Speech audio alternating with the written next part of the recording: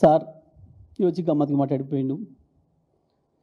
అప్పుడు ఎందుకంటే మన ఊళ్ళల్లో వీధి భాగవతాలు చెప్పేటప్పుడు రామాయణాలు మహాభారతాలు మా ప్రాంతంలో ప్రజలకు చూపించడం బాగా అలవాటు. అంటే మన సాంస్కృతిక వారసత్వాన్ని చెప్పడానికి ప్రజల్లో లైవ్గా ఉంచడానికి ఆ కాలంలో అవి ఎన్నుకునేది. అవి మా తుంగతుర్తి ప్రాంతంలో మరి ఎక్కువ, ప్రతి ఊర్లో ప్రతి సంవత్సరం ఎండాకాలం ఉంటుంది. దాంట్లో అప్పుడప్పుడు మధ్యన ఏదైనా పాత్ర కొంచెం బోర్ కొడుతుంది, నిద్రపోతున్నారు ఎదురుగుండలు అనుకున్నప్పుడు మధ్యన ఒకడు వస్తాడు. కొన్ని ప్రాంతాల్లో బుడ్రకాన్ అంటారు, కొన్ని ప్రాంతాల్లో బాఫూన్ అంటారు, జోకర్ అంటారు. అందులో రాజు పాత్ర రాజుది ఉంటుంది, మంత్రి పాత్ర మంత్రిది ఉంటుంది, సైనికుడి పాత్ర సైనికుడు ఉంటుంది, మధ్యన ఈ పాత్ర వస్తుంది. కానీ ఈయన అన్ని పాత్రలు ఈయన వేసిపోతున్నాడు కదా సార్. ఇక్కడికి వచ్చి రాజు పాత్ర ఈయనదే ఉంది, మంత్రి పాత్ర ఈయనదే ఉంది, బుడ్రకాన్ పాత్ర ఈయనదే ఉంది, గట్లా ఉన్నాయి ఈయన మాటలు అని చెప్తున్నారు. నాకు ఫోన్ చేసి ప్రజలు అక్కడి నుంచి, గిది నీ స్థాయి అలా ప్రజల్లో. ఏ సభ పెట్టినా ఎక్కడికి పోయినా వేదిక ఏందో తెలుసుకోకుండా బడి పిల్లల కాడికి పోయినా అదే, ఐటీ పిల్లల కాడికి పోయినా అదే, కేసీఆర్ మీద ఏడుపు, కేసీఆర్ మీద బూతులు తప్ప నీ బతుకు ఇంకొకటి రాదు. మేము మాట్లాడలేమా? మాకు రాదా భాష? నీకంటే అద్భుతంగా బూతులు కూడా మాట్లాడగా నీకు మాత్రమే వస్తాయి అనుకో. కానీ నీలాంటి సంస్కారాన్ని మేము ప్రదర్శించాం.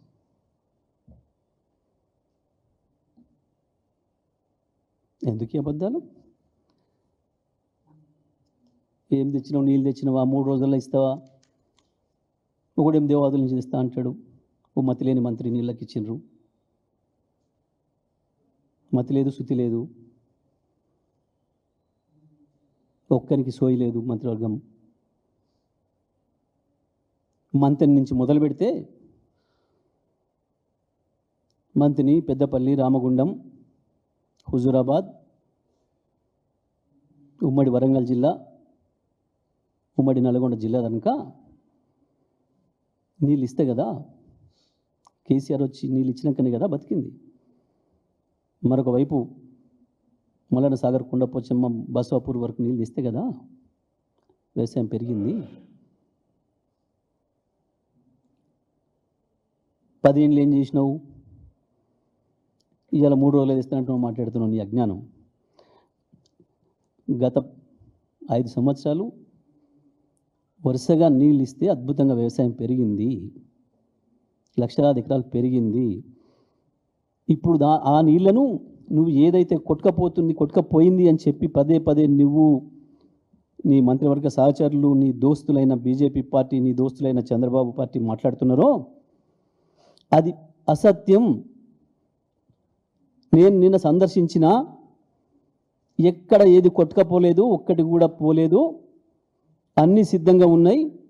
మా చేతికిస్తే, కేసీఆర్ చేతికిస్తే 3 రోజుల్లో నీళ్ళు తీసుకొస్తామని చెప్పి నేను ఏదైతే చెప్పినో, కాళేశ్వరం సాక్షిగా, ముక్తేశ్వరం స్వామి సాక్షిగా ఏదైతే చెప్పొచ్చినో ఆ మాట మీద మళ్ళీ నిలబడుతున్న రేవంత్ రెడ్డి, నీకు చేతనైతే అప్పచెప్పి చూడు, 3 రోజుల్లో నీళ్ళు ఇస్తాం. నువ్వు మాట్లాడిన ఏ ఒక్క ప్రాజెక్టు కొట్టుకపోలేదు, ఒక పిల్లర్ కూడా పోలేదు, దాని పెంచు, ఒక చిన్న పెచ్చు కూడా పోలేదు, అన్నీ ఉన్నాయి. అన్ని ప్రాజెక్ట్ కట్టల మీద నేను తిరిగి వచ్చినా నిన్న మొన్న. మేము ఆ మాట మీద సిద్ధంగా ఉన్నాం.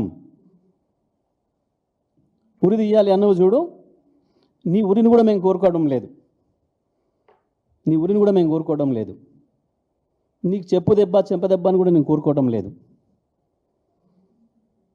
అదే కాళేశ్వరం ప్రాజెక్ట్ బ్యారేజ్ మీద నిలబడదాం.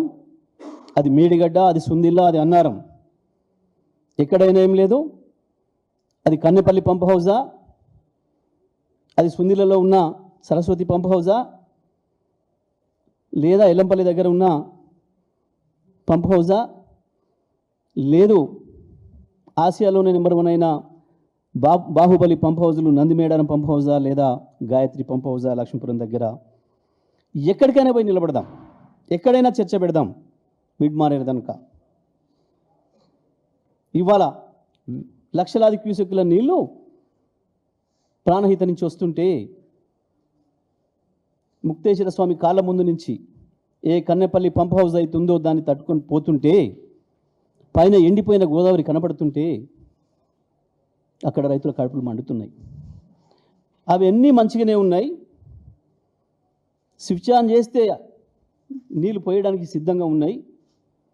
నువ్వు కావాలని దుర్మార్గంగా వదిలిపెట్టినా ఆ పంప్ హౌజుల చుట్టూ గెస్ట్ హౌజుల చుట్టూ తుమ్మ చెట్లు మొలిచేటట్టు చేసినా అవి మాత్రం ఆన్ చేస్తే నీళ్లు పోయడానికి సిద్ధంగానే ఉన్నాయి. రైతాంగాన్ని కాపాడడానికి సిద్ధంగానే ఉన్నాయి. కేసీఆర్ పెట్టిన ప్రతి ఒక్కటి కేసీఆర్ చేతికి అప్పచెప్పితే నీకు చేత కాకపోతే మేము నీళ్ళు తెస్తామని చెప్పినాం. నేను ఆ మాట మీద ఉన్నా. నిన్ను నేనో చెంపదెబ్బ కొట్టి ఎక్కర్లేదు. ఎక్కడికి పోతే మేము అక్కడ ఒక రైతును పిలుద్దాం. నేను చెప్పింది అబద్ధం అయితే నేను సిద్ధంగా ఉన్నా చెంపదెబ్బ కొట్టడానికి. నీ మంత్రులు ఎవరైనా సిద్ధంగా ఉన్నారా? రండి ఎవరైనా. నీ మంత్రులు ఎవరైనా పంపినా ఏం లేదు. నేను నువ్వే రా అని కూడా నేను అడగటం లేదు. నీ మంత్రినైనా పంపు. ఆ రైతు పక్కనున్న రైతును పిలిచి ఎవరిని చెంపదెబ్బ కొడతాడో కొట్టమందాం. నేను ఇంత మర్యాదగానే చెప్తున్నా. చాలామంది ఎదురు చూస్తున్నారు బయట నీ భాషలో మాట్లాడమని, కానీ నేను మాట్లాడతలేను. నేను నీ స్థాయికి దిగజాలను. నేను ఇవాళ ప్రతి అక్షరం నువ్వు నిన్న మాట్లాడిన దాంట్లో ఉన్న తప్పుల మీద నేను మాట్లాడిన. చేతనైతే దీనికి వివరణ ఇస్తావా, నువ్వు ఇస్తావా, నీ మంత్రి ఎవరిని ఇస్తారా మాట్లాడమని. నువ్వు నేర్పిన బూతులు మాట్లాడడం కాదు చెప్తున్నా. రేపు ప్రజల ముందే పెడుతున్నా. సూర్యాపేట తుంగతుర్తి రైతాంగంతోనే ప్రారంభం చేస్తూ ఉన్నా. ఏడాదిని అర్థంగా మీరు మాట్లాడుతున్న మీ భాగవతం అంతా కూడా బయట పెడతా. మీరు మాట్లాడింది ప్రతి అక్షరం మీకు తోడు దొంగలుగా ఉన్న కొద్దిమంది పుంకాలుగా రాస్తున్న 1000 పేజీలు అబద్ధం అనే విషయాన్ని నిరూపిస్తున్నాం.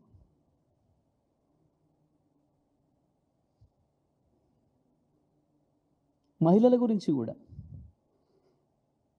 ఎక్కడిచ్చినావు 21,000 కోట్లు? ఏ కొత్త స్కీమ్ పెట్టినావు?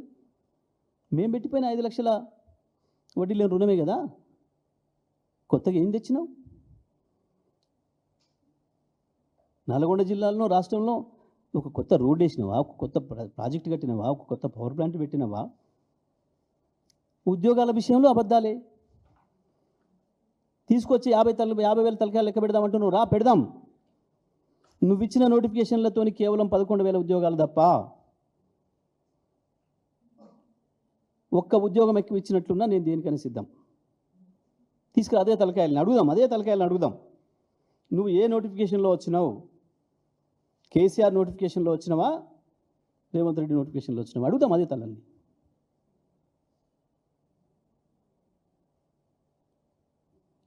నాకు డబ్బా కొట్టేటోళ్ళు ఉన్నారు.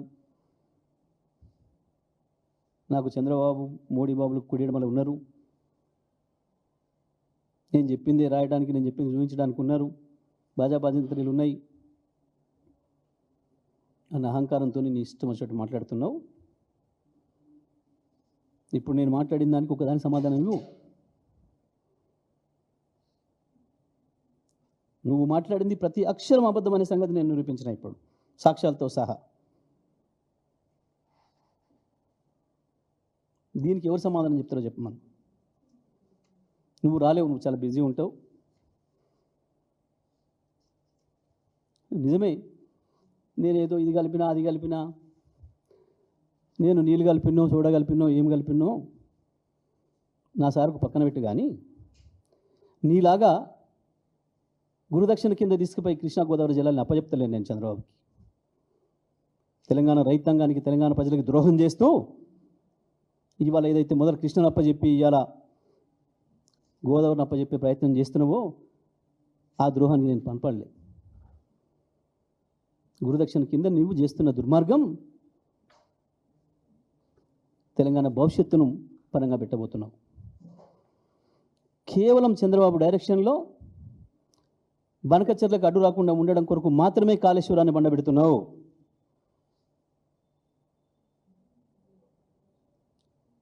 రేపొచ్చే కమిషన్ ఏదైతే ఉంటుందో ఆనాటికి మనం గోదావరిలో ఇప్పటికే మనకు హక్కుగా ఇచ్చిన జీవోల ద్వారా ఇచ్చిన 960 టీఎంసీల నీళ్ళని మేము ఆల్రెడీ వాడుకుంటున్నాం.